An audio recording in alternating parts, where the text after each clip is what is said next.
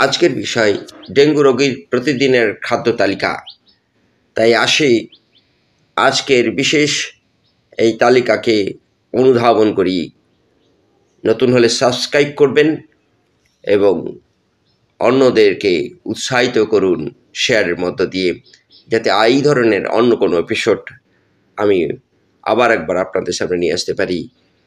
সকালের খাবার: পাউরুটির নরম অংশ 2 টুকরা ও দুধ, ডিম সিদ্ধ 1টা, কলা 1টা।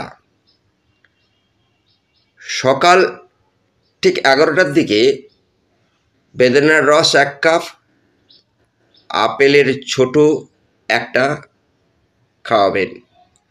দুপুরের খাবার: নরম ভাত 1 কাপ, ডাল 1 কাপ, সবজি সিদ্ধ করে অল্প তেল মশলা দিয়ে রান্না করে দেবেন 1.5 কাপ থেকে 2 কাপ। মাছ অথবা মাংস ঝোল 2 টুকরা। বিকেলের খাবার: সবজি ও চিকেন মিক্সড স্যুপ অল্প তেল মশলা দিয়ে রান্না করবেন, 1 বাটি দেবেন। রাতের খাবার: নরম ভাত 1 কাপ, ডাল 1 কাপ, সবজি 1 কাপ, মাছ অথবা মাংস 2 টুকরো, ঝোল দেবেন। ভালো থাকুন।